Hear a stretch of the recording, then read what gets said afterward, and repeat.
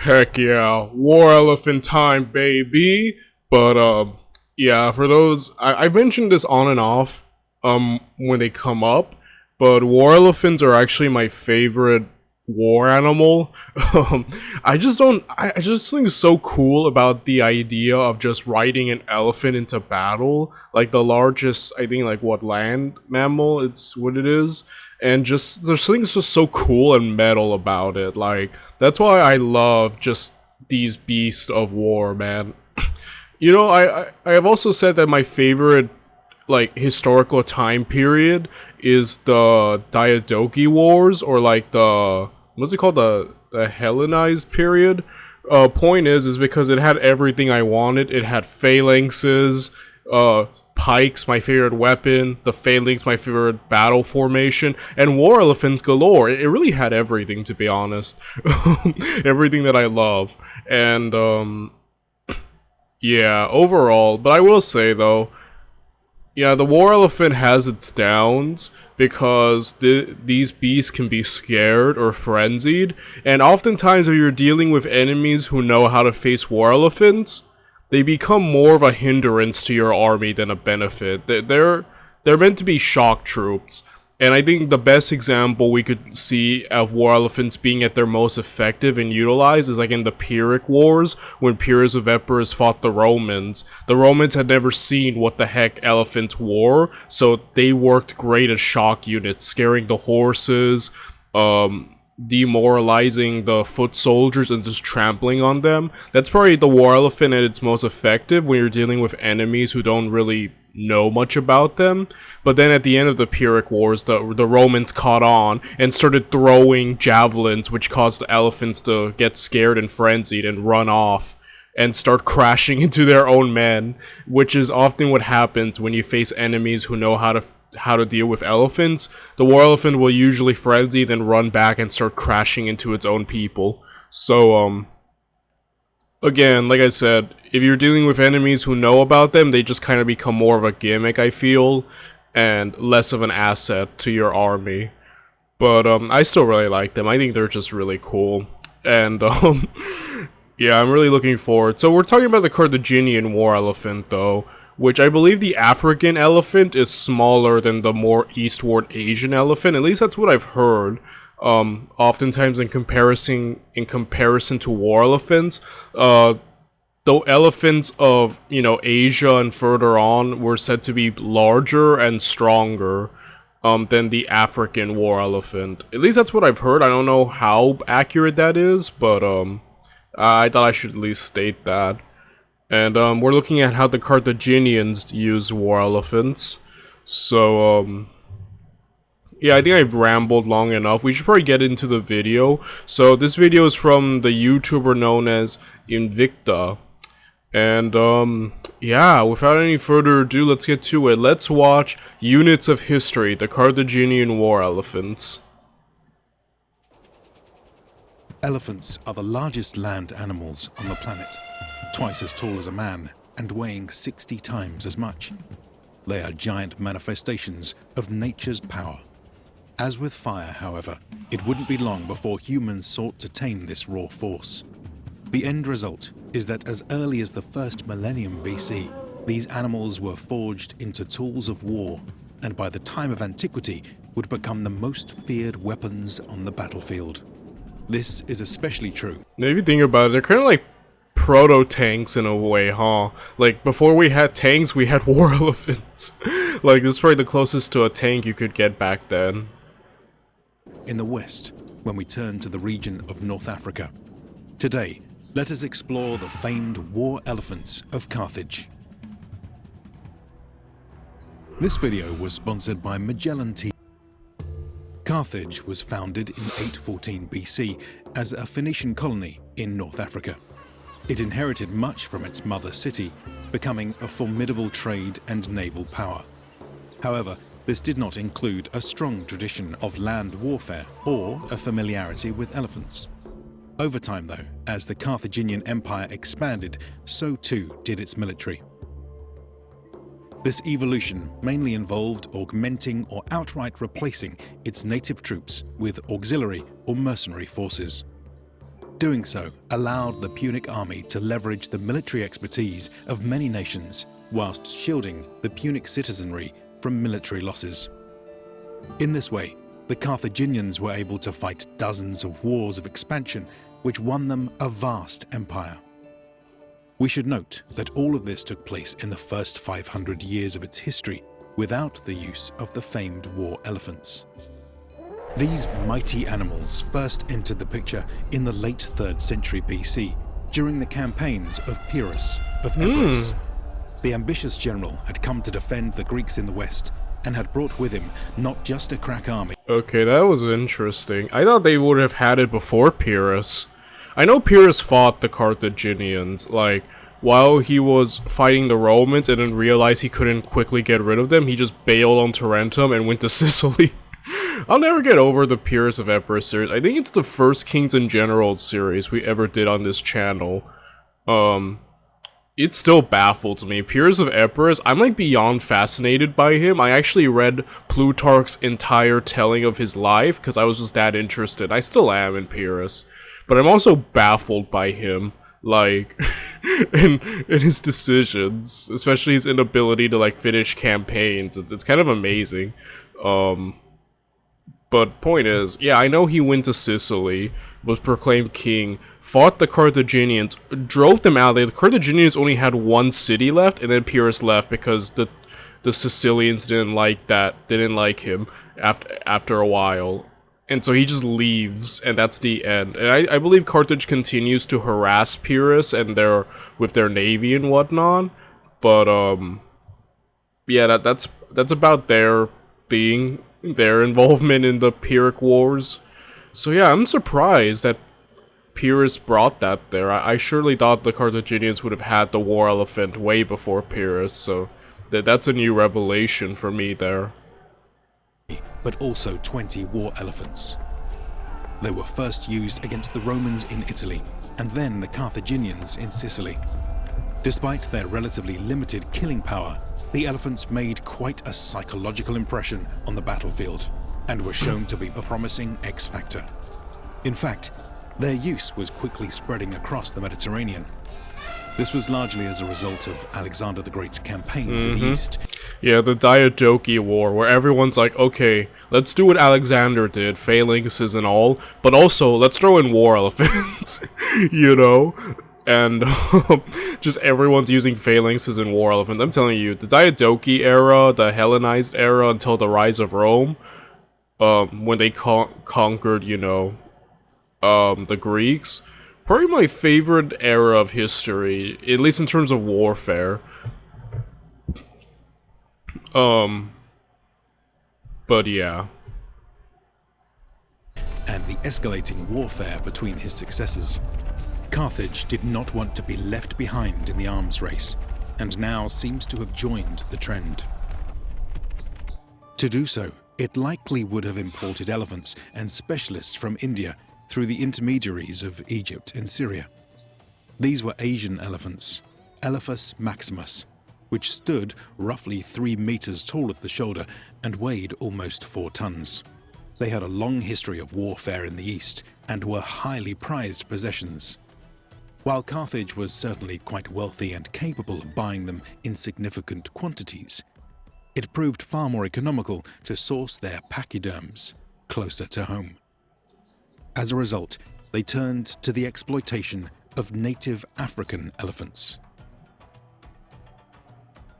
In these matters, they would have had the choice between 2 options: the savanna elephants, Loxodonta africana, and the forest elephants, Loxodonta cyclotis. The former stood 4 meters tall at the shoulder and weighed 5 tons, while the latter stood only 2.7 meters tall at the shoulder and weighed 3 tons. Taming the savanna species would have meant taming the largest terrestrial animal on the planet. However, even the skilled Indian trainers were not up to the task. As a result, Carthage was left to capture the more diminutive forest elephants. These were more widespread than today and could have been acquired from the surrounding lands of Libya, Numidia, and Mauritania. The specific method for recruiting and training them is unknown. However, it is likely that such activities were similar to those practiced in India. In this case, wild elephants would be captured by herding them into corrals with fire, loud noises, or females.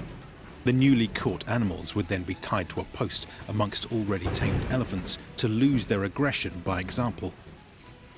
If they continued to defy trainers, they might be beaten or starved.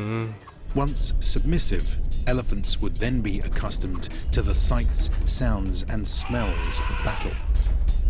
Handlers would also teach them how to answer commands, how to maneuver, and even how to kill.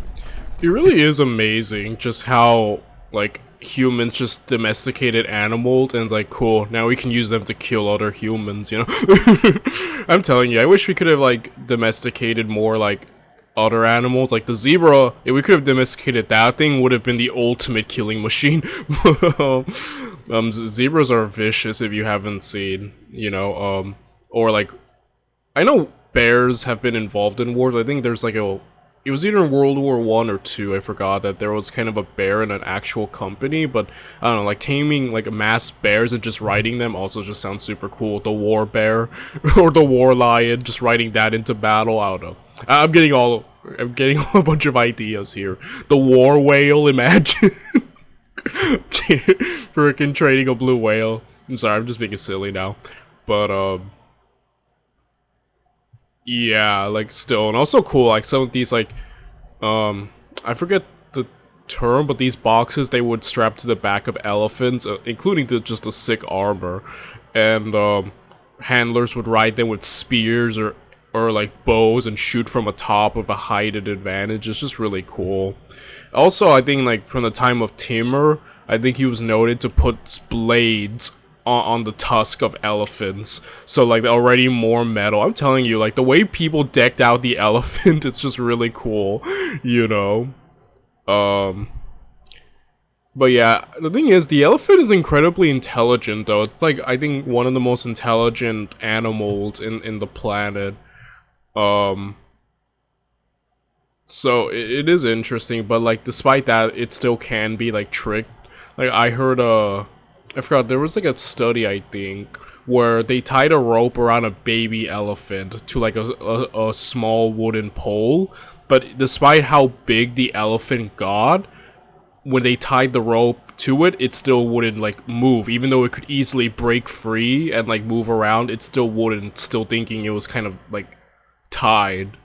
I don't know, I think that was a study I had heard, so they can be like kind of conditioned to certain things. So yeah.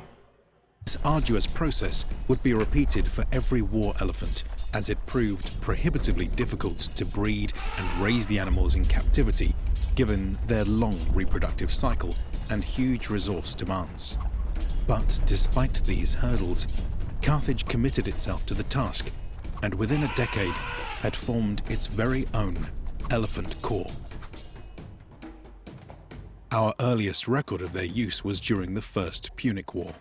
While initially employed quite clumsily, they eventually proved to be effective tools and became a staple of the Carthaginian military. Such was the North African Empire's commitment to this new weapon system that their capital was supposedly equipped with stables to house up to 300 elephants at a time. If these were full then at its peak, Carthage would have boasted the largest force of war elephants in the Mediterranean. An elephant in and of itself is a terrifying creature to be facing on the battlefield. Their massive size, weight, and strength mean they can inflict significant damage against individuals and groups of soldiers. We have records of them trampling men under their feet, goring troops with their tusks, and even picking up and smashing cavalry with their trunks. But as war elephants, they would have been equipped with gear to make them even more powerful. Defensively, this often meant layering on protection. This might be something as simple as a cloak to offer padding, catch missiles, and make the elephant look more intimidating. Other times, though, this might be upgraded to actual armor. For instance, vulnerable areas like the legs, neck, and trunk could be wrapped in flexible laminar bands of leather or metal. Larger swathes of the elephant's body could be protected by sheets of scale armor. In some cases, we even have records of the elephants being outfitted with specialized helmets. Often these included a top plate and a frill of feathers to protect the mahout. In terms of offense, this mostly came in the form of human riders. A driver always sat on the elephant's neck, but their job was largely restricted to controlling the elephant. Instead, killing power came from additional crew who joined them on the elephant's back, wielding close-range weapons like a lance or long-range weapons like a javelin or bow. Most war elephants could hold about 3 of these. The larger elephants might support more weight, but given the limited space available, they would instead be equipped with a tower.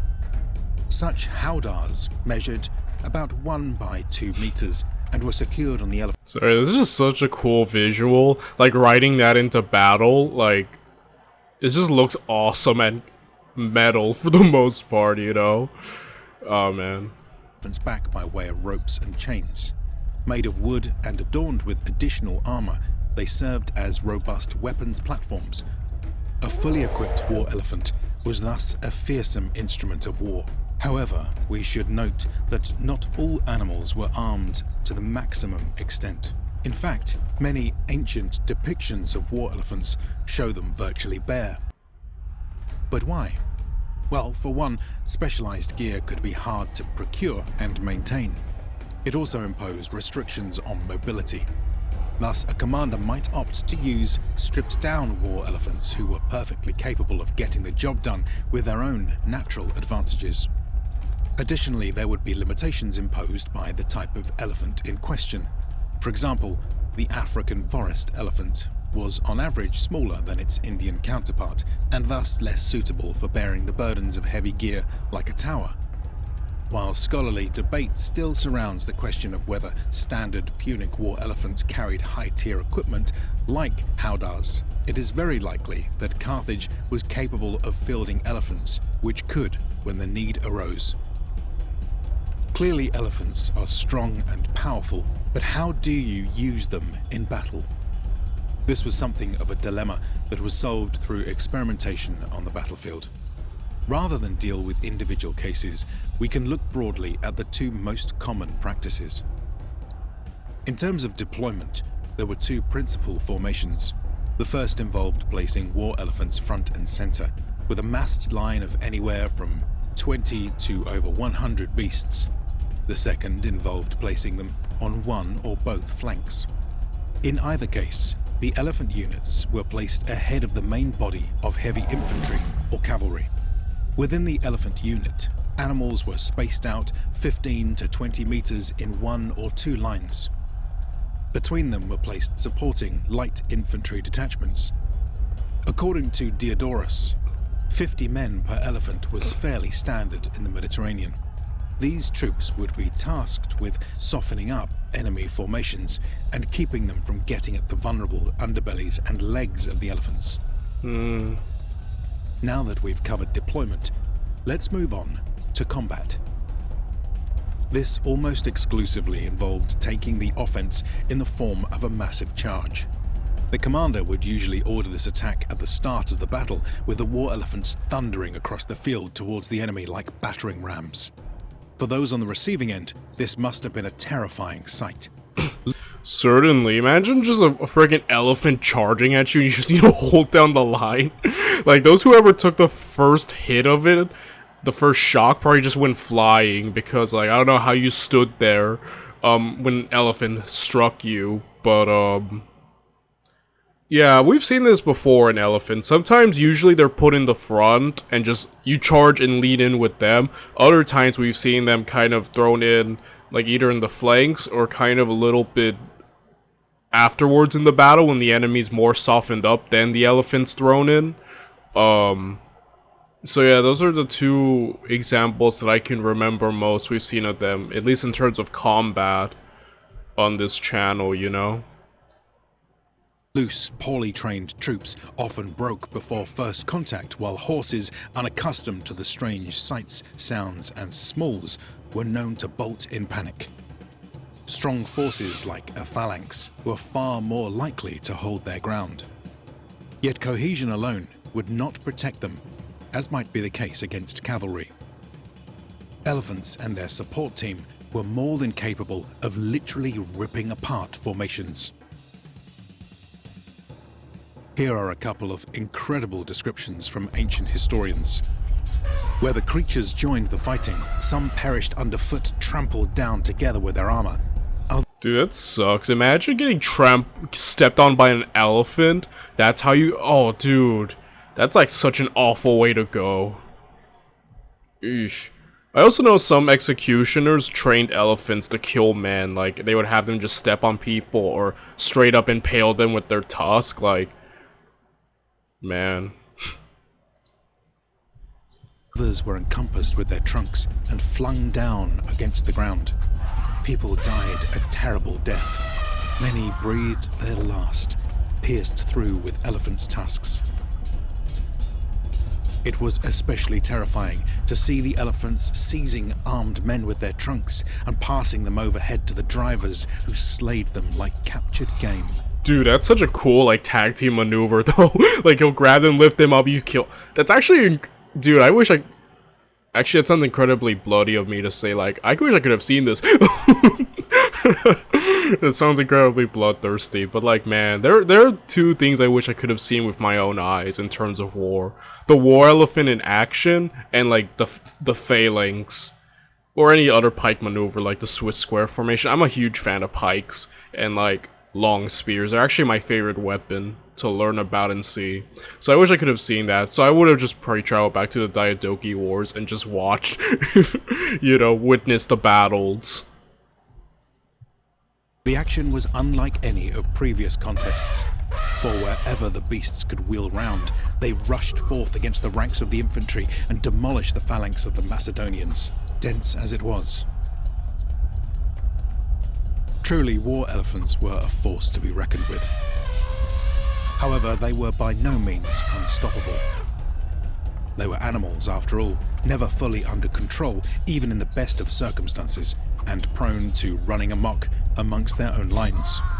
In addition, many militaries eventually devised effective countermeasures to fighting them. But that discussion will have to wait for another time. Let us now turn to the service history of the Carthaginian war elephants. According to our records, their earliest deployment was in 262 BC at the Battle of Agrigentum, during the opening stages of the First Punic War. Here, the Carthaginians were only beginning to master this new arm of warfare, apparently deploying their 60 elephants in the second battle line.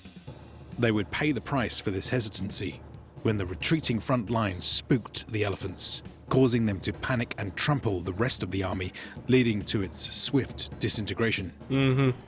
I think it was the Greek Spartan general that they hired who said, hey, why don't you just put the elephant in the front line? I think that's how it went, right? I could be wrong, but I think that's what he said, and they did. Following this humiliating defeat, the Carthaginian Elephant Corps was put on a tight leash. It would only see use again 6 years later when the Roman consul Regulus launched an invasion in North Africa. This time, nearly 100 elephants were deployed in a massive line at the front. Their charge struck the Romans like a mighty hammer, while cavalry swept around the side and flanks to finish the job. For years, surviving legionaries would tell horror stories of that traumatizing defeat. The Carthaginians had regained confidence in their elephants and now sent them back to Sicily. In response, the Romans avoided pitched battle at all costs. However, Really? in 251 BC, Really, that's interesting. I hadn't heard about the Romans being hesitant of facing pitched battles against the Carthaginians, except like with Hannibal, but you know, that was Hannibal. So man, I guess the elephant really did just spook them. Even though they wouldn't be completely ignorant of the elephant, because they did fight Pyrrhus, but yeah, that's an interesting aspect of the First Punic War I never heard about. the legions would use a ruse outside of Bonormus to draw the feared beasts into an ambush beneath the city walls. Thus we see that throughout the First Punic War, elephants would rack up a mixed record of wins and losses.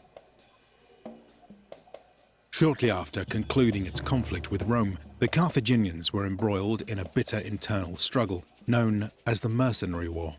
Once again, the Punic army would turn to elephants for a miracle. Thankfully, they would deliver in the final climactic battle when the general Hamilcar Barca managed to use them to shatter a rebel army twice his size. From this low point, Carthage would bounce back to reassert itself as a powerful Heck empire. yeah. My boy Hannibal. If I remember from the Hannibal series, he actually had like a few elephants with him. He may have lost a few during the crossing of the Alps, but I think in his first battle against the Romans in Italy, he actually lost most of his elephants. So the Romans, I think, were already like way more adapted to just fighting the beast, you know? Elephants were used in the following campaigns to resecure North Africa and in the Barcid conquest of Spain. It's from here that they would be roped into Hannibal's bold plans to invade Rome during the Second Punic War. Famously, 27 of these elephants would brave the Alps and make it into the first battle with the Romans at the River Trebia. While they played their part in achieving victory, the presence of the elephants would be short-lived when all but one perished in the following weeks. Elephants would continue to pop up over the course of the Second Punic War. They again appear to have had mixed results and largely take a back seat in the narrative of battles as compared to the more decisive moves of cavalry forces. However, they would once again be placed front and center of the action at the epic battle of Zama between Hannibal and Scipio. Here, 80 war elephants were unleashed on the Roman lines. In response, the legions brilliantly neutralized their charge by opening up lanes, blowing loud horns, and attacking from all sides with skirmishers. Ultimately, Carthage was defeated in battle, and in turn, the war. As a result, they were forced to sign a harsh peace treaty with strict military restrictions. These included an absolute ban on the possession of war elephants. Thus, the reign of the Carthaginian elephants had officially come to an end. In reality, however, their story would not end here. War elephants had proven themselves possible of great achievements and would continue to see action in Mediterranean warfare for years to come. In fact, the Romans themselves would even adopt their own war elephants, many of which would come from the same North African herds. There will be much to discuss in the future, but for now we will conclude our episode. I hope you've enjoyed this closer look at one of the... Certainly.